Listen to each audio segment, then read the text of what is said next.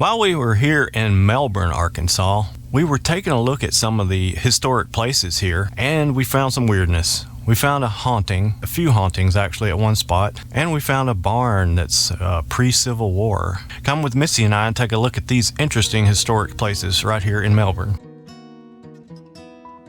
So in our search for weirdness here, the only thing we could find was, like I said earlier, the Old Philadelphia Methodist Church has a cemetery that's haunted next to it.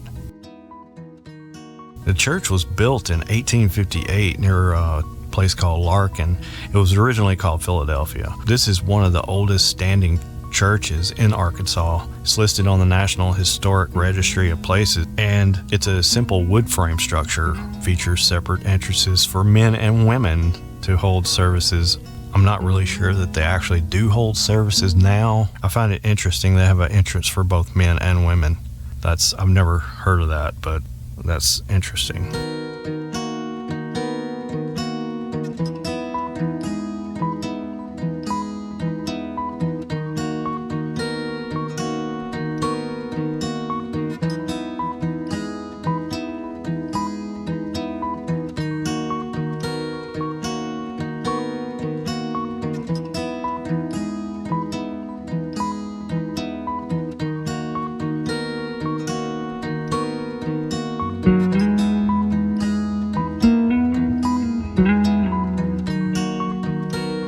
Anyway, right outside the church here is the Old Philadelphia Cemetery. This is where many of the local ghost stories come from. So there's been visitors and investigators. They've reported apparitions, unexplained sounds, and other weird activity like blue orbs floating around.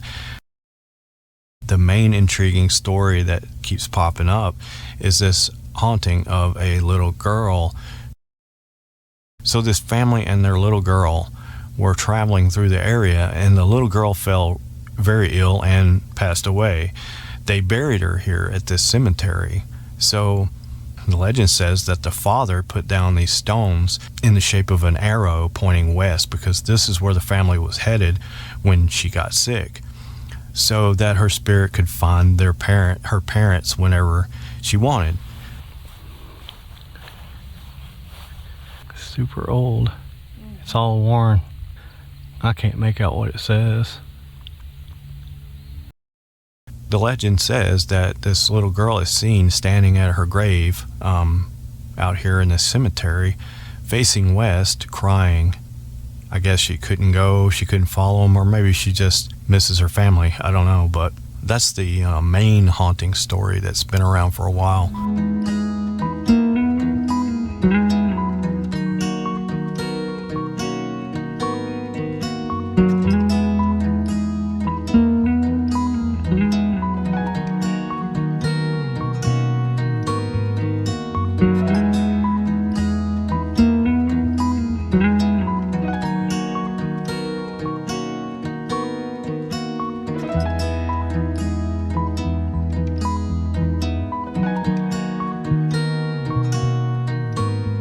There are other hauntings around this cemetery, like there's been a reports of a Confederate soldier that lingers around here, and maybe there's also one of someone seeing an old woman in a rocking chair, but I'm not really sure about that one. I can't really find much on it.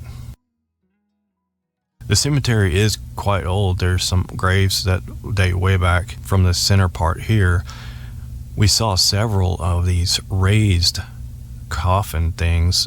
There's nothing inside, so I peeked in the cracks.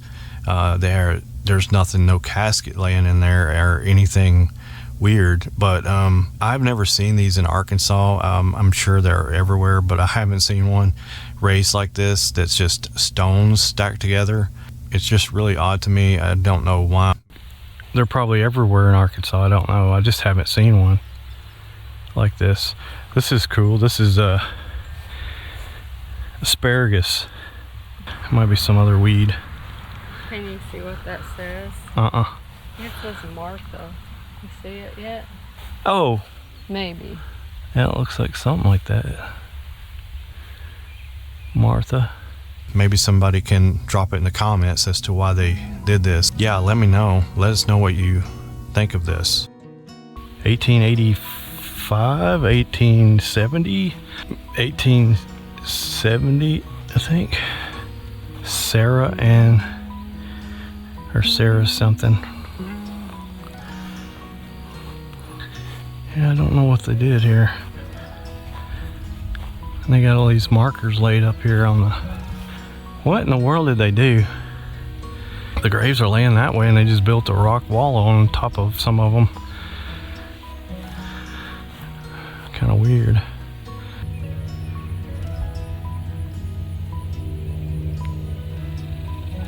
The Old Philadelphia Methodist Church and the cemetery, along with the stories of hauntings, has really been interesting. We have one more historic building to show you, and I think you're going to like it. In addition to this video, we will be doing a town tour of the town of Melbourne also, and the link will be in the card in the upper right of your screen here once we get that up next week. Now let's go look at that barn. There's this barn out here called the Rector Log Barn. It's on private property, and it was built around 1855 by Joseph William Rector, and from what I'm reading, it's likely done with slave labor, and I know that's about the time. I mean, this is a pre-Civil War log 2-story barn, and it's on private property now, and it's at the end of a road here, and we're going to drive down here and see if we can get a peek at it, if we can. So not only are we able to get a peek at this barn, I talked to the owner of the property and he's allowing me to video it. So we're going out to look at this barn now and show you what it looks like. And it's constructed of notched pine and oak logs, and it is listed on the National Register of Historic Places. This was a super interesting experience to be able to come in here and look at this barn and see the notched logs, and the center part is the original barn.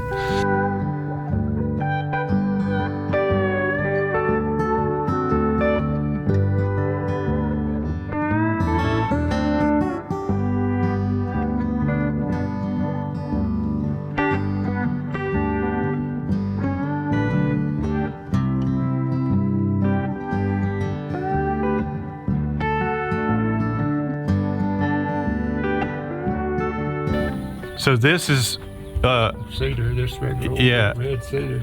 So this was added on later? I cut these and Oh, okay. brought them in.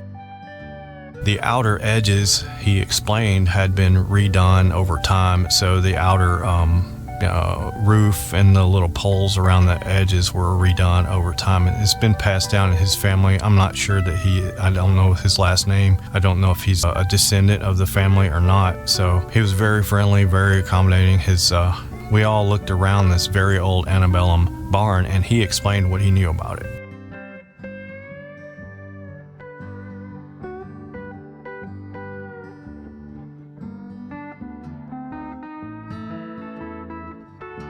So there was a tornado that came through here last year, he says, and it tore down many trees, and there's piles of trees everywhere.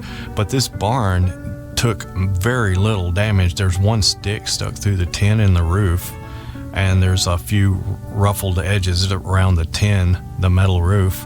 But overall, it didn't budge. This tornado just jumped right over it, I guess. I don't know, but it tore down a 3-foot diameter oak tree 30 or 40 feet from the barn itself. I don't know how this thing is still here, or at least the roof and stuff.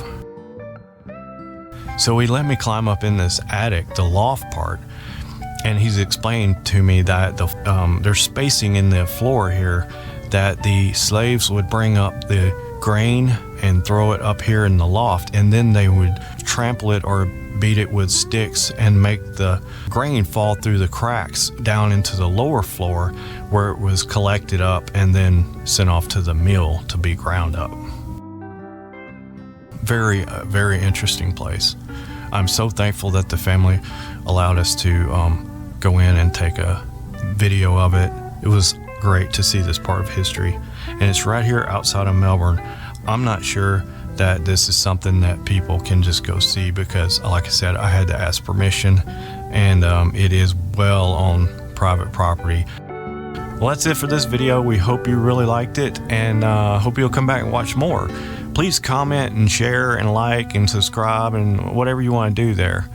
Oh, by the way, if you made it this far, type oak in the comment. O-A-K. Oak, like as an oak tree, or oak log for the log building here. Anyway, we really appreciate it. Look forward to hearing from you. See you next time. Check out one of these videos that YouTube thinks you'll like.